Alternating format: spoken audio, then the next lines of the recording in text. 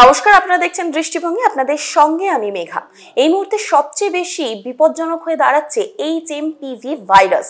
আদৌ কি এই ভাইরাস কোভিডের সমগোত্রীয়? কি বলছেন চিকিৎসক, শুনবো। আমাদের সঙ্গে আজকে রয়েছেন বিশিষ্ট চিকিৎসক ডক্টর মৃদুল বেরা, কার্ডিওলজিস্ট। নমস্কার ডাক্তারবাবু। এই মুহূর্তে একটা বেশ মানুষ ঘাবড়ে যাচ্ছে এই ভাইরাসটা নিয়ে, কারণ এই ভাইরাসটা নিয়ে অতটা আমরা অবগত না। সত্যি কতটা বিপজ্জনক এই ভাইরাস? না, প্রথম কথা হচ্ছে আমার বলা সেটা হচ্ছে যে HMPV ভাইরাস অনেকে একটু কনফিউজড হয়ে যাচ্ছে যে এটা আসলে কি। অ্যাকচুয়ালি এটা হচ্ছে যে HMPV মানে হচ্ছে যে হিউম্যান মেটা নিউমো ভাইরাস। তো অনেকে গুগলসে সার্চ করছে সেটা HMPV ভাইরাস দেখাচ্ছে যে human monkey pox virus. So that is completely different. দুটো ভাইরাস কিন্তু পুরোটাই আলাদা। এটা মানকি পক্স ভাইরাস না, এটা হিউম্যান মেটা নিউমো ভাইরাস। অ্যাকচুয়ালি এই ভাইরাসটা যদি কম্পেয়ার করি করোনা ভাইরাসের থেকে এতটা বিপজ্জনক নয়, কারণ করোনা ভাইরাস যেটা এটা একটা নতুন ভাইরাস, সেই জন্য করোনা ভাইরাসটাকে আমরা বলতো novel virus. Novel means new, something new, যেটা আগে কখনো ছিল না। হঠাৎ করে একটা জেনেটিক বা শিফটের জন্য বা জেনেটিক কোনো পরিবর্তনের জন্য কোনো ভাইরাস থেকে এসছে। তো এটার আগের কোনো এক্সপিরিয়েন্স ছিল না, যার জন্য আমাদের কোনো ইমিউনিটিও ছিল না, যার জন্য একটা করোনা ভাইরাস সারা পৃথিবীতে একটা ভীষণ মরবিডিটি বা মর্টালিটি, মানুষের মৃত্যু, মানুষের অসুস্থতা বাড়িয়ে দিয়েছিল। কিন্তু এই ভাইরাসটা যেটা HMPV ভাইরাস বলা হয়, এটা কিন্তু আজকে নতুন নয়, এটা 60 বছর ধরে আছে সারা পৃথিবীতেই। এবং এটা প্রথম ডিটেকশন হয়েছে 2001 সালে নেদারল্যান্ডসে। প্রথম নেদারল্যান্ডসে যখন এটা আবিষ্কার হয়, তখন ওখানে একটা ছোট আউটব্রেক হয় এবং তারপর থেকে সেই ভাইরাস সম্বন্ধে মানুষ জানতে পারে। এটা কিন্তু ইউজুয়ালি এই কমন ভাইরাসটা আমাদের ভারতবর্ষে তো রয়েছেই, কারণ আমরা যে কমন কোল্ড ভাইরাসগুলো আমরা পাই, মানে ইউজুয়ালি সর্দি কাশি জ্বর, ইউজুয়ালি সেই ভাইরাসটার মধ্যে একটা অন্যতম ভাইরাস, এই কমন কোল্ড ভাইরাসের যে সর্দি কাশি জ্বর নিয়ে গেলে সেটা কিন্তু এই ভাইরাসই। এবং এই ভাইরাসটা যেটা হচ্ছে সেটা তার মানে আমাদের একটা ইমিউনিটি এগেইনস্টে আছে, কারণ যেহেতু ভাইরাসটা অনেক দিন ধরে রয়েছে। আর কলকাতায় একজন শিশুরও পাওয়া গেছে, তো কলকাতার একজন শিশুরও পাওয়া গেছে। প্রবলেমটা হচ্ছে যে পাওয়া হলে তো অনেকেরই যেত, কিন্তু সেটা ডিটেকশন হয় না, কারণ ডিটেকশন করাটা একটু ডিফিকাল্ট। সুতরাং এটা নিয়ে আতঙ্কিত হওয়ার কিছু নেই, এবং এটার সিভিয়ারিটিটা ডেফিনেটলি করোনা ভাইরাসের মধ্যে হবে না। কেন? একটাই আমি কারণ বললাম, ওটা একটা নোভেল ভাইরাস, নতুন এসেছিল, আমাদের কোনো ইমিউনিটি নেই, সেই জন্য এটা একটা মানে মরবিডিটি মানে মানুষের অসুস্থতা বা মর্টালিটি বাড়িয়েছে। কিন্তু I don't think it is একদম কমন কোল্ড ভাইরাস।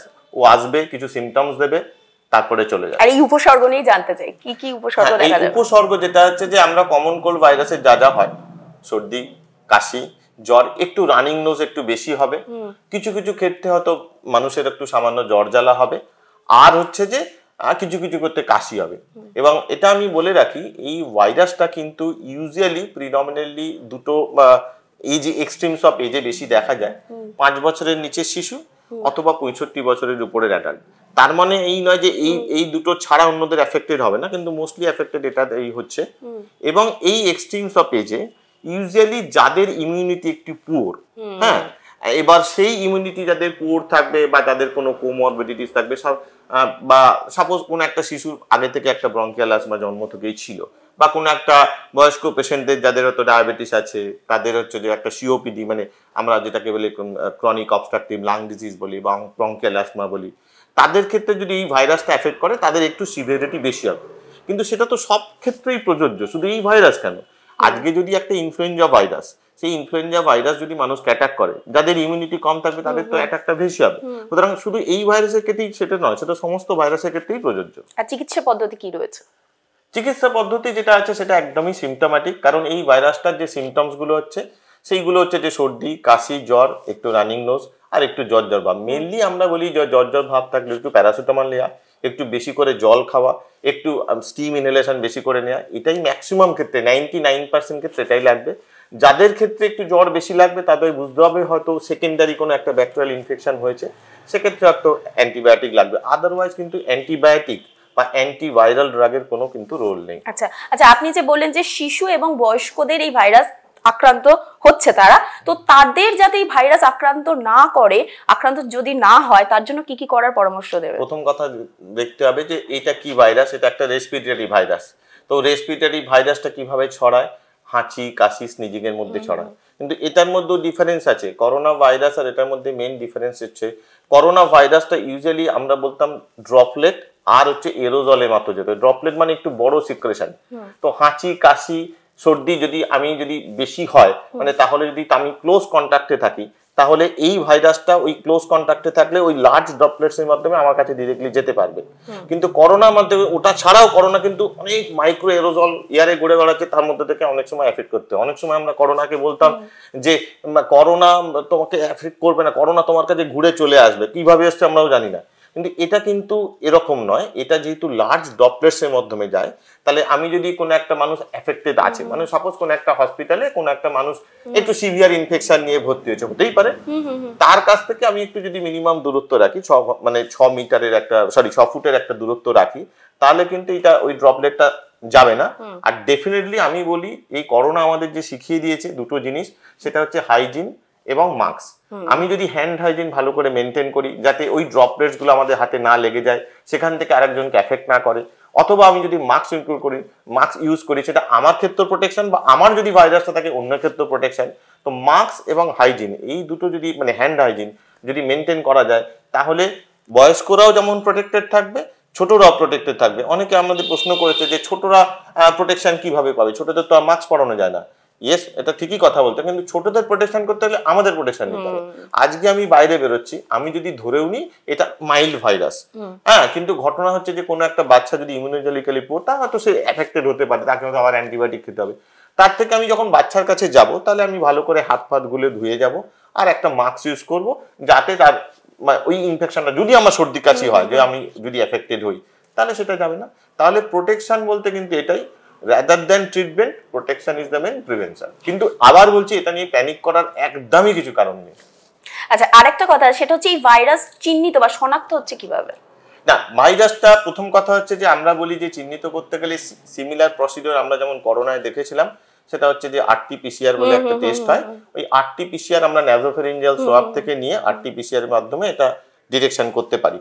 কিন্তু এটা ছাড়াও যেমন ভাইরাল কালচার করা যায়, কিন্তু ভাইরাল কালচার ইউজুয়ালি করা হয় না কারণ অনেক বেশি টাইম লাগবে ডিটেকশন হতে। আর একটা র্যাপিড অ্যান্টিজেন টেস্ট বলে বেরিয়েছে, কিন্তু সেটাও খুব একটা বেশি কার্যকরী নয়।